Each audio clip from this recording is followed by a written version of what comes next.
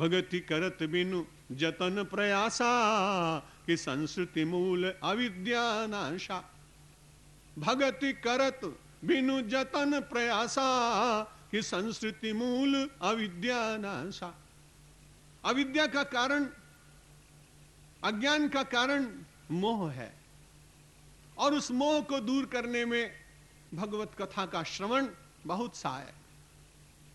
धीरे धीरे मानव के मन का अंधकार दूर होता है, और जब मोह हट जाता है तब थोड़े प्रयास करने से ही मानव के हृदय मंदिर में विराजमान परमात्मा के ऊपर अपने अपने संस्कारों के आवरण को हटाने के लिए वो तीव्र भक्ति करता है।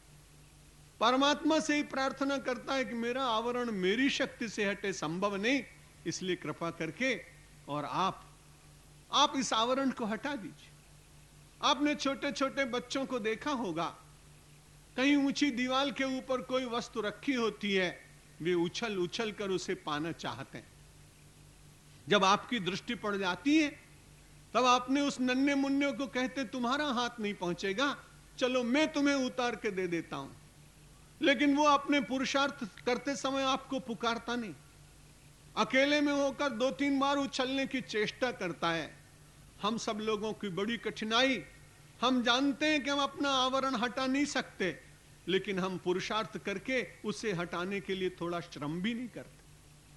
यदि थोड़ा सा प्रयत्न करें तो उसके बाद जैसे आपके मन में करुणा जागती है और आप बालक के प्राप्तव्य को उठाकर दे देते हैं उसके हाथ में, वैसे ही आपका पुरुषार्थ नाम जप का, सदाचार का, पवित्र जीवन जीने का, समाज के भीतर विराट परमात्मा का दर्शन करने का, ये थोड़ा सा पुरुषार्थ जागा तो परमात्मा को लगेगा ये उछल रहा है, पाना चाहता है मुझको, इसलिए परमात्मा कृपा करके अपने आप ही अज्ञान का आवरण हटा देंगे और अपने दिव्य दर्शन का अधिकारी बना देंगे। मनुष्य बड़ी क्षमता लेकर आया, वस्तुएं संसार की आपको अपने आप मिलेंगी, पुरुषार्थ जरूर करिए, लेकिन पुरुषार्थ से ही संसार की सब वस्तुएं नहीं मिला करती, उसमें प्रारब्ध का योग बहुत ही आवश्यक।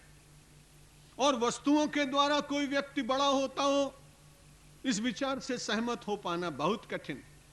जब मैं पहली बार इंग्लैंड गया था 69 में, तो बहुत सारी चीजें की देखने की स्वाभाविक जिज्ञासा तो होती है।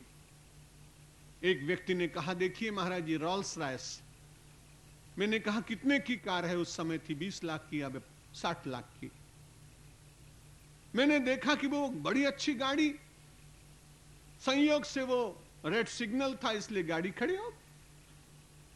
मेरे मन में विचार जागा कि जो आदमी बैठा उसके हाथ में देखें, बड़ी अच्छी घड़ी थी। बताने वाले ने कहा आपको मालूम है रोलेक्स है, 1.5 लाख की तो घड़ी है। दूसरे हाथ में सोने की चेन है, उसमें डायमंड लगे, 5 लाख का वो है। मैंने कहा बड़ा धनी आदमी भाई, लेकिन वो बैठा था स्टीयरिंग पर, इसलिए मैंने सोचा ये शोफर होगा, क्योंकि अपने यहां मिल मालिक लोग ड्राइवर रखते हैं और वो आगे स्टीयरिंग पर होता है और मालिक पीछे होता है। वही मेरे मन में था, इसलिए मुझे ऐसा लगा कि जिसका ड्राइवर इतना बढ़िया उसका मालिक तो बहुत बढ़िया होगा। इसलिए स्वाभाविक रूप से पिछली सीट पर बैठे हुए मालिक को देखने की इच्छा हुई, और जब मैंने बिल्कुल निकट से जाके देखा तो बड़ी निराशा हुई। मालिक की सीट पर आदमी नहीं बैठा, एक एल्सेशियन डॉग बैठा हुआ था, एक श्वान बैठा था। मैं विचार में पड़ गया कि लोग कहते हैं कि संपत्ति जिसको मिल जाए वो बड़ा भाग्यशाली, तब इस श्वान में और इस पुरुष में भाग्यशाली कौन? क्योंकि इसने तो रजिस्ट्रेशन कराया नहीं, इंश्योरेंस लिया नहीं, अपने आप बैठा नहीं। इसके लिए तो किसी ने खिड़की खोली, विंडो खोला, फिर बहुत अच्छी तरह से पुचकारा, पीठ पर हाथ फेरा, फिर कहा स्टेप इन स्टेप इन, और तब वो उसके भीतर बैठा। बैठने के बाद बड़ी अच्छी तरह से पिछली सीट पर जाकर बैठ गया। अगर वस्तुओं की प्राप्ति से मानव ज्यादा भाग्यशाली है तो उस कुत्ते को आकर यह कहना पड़ेगा कि तुम भाग्यशाली कम, हम ज्यादा भाग्यशाली।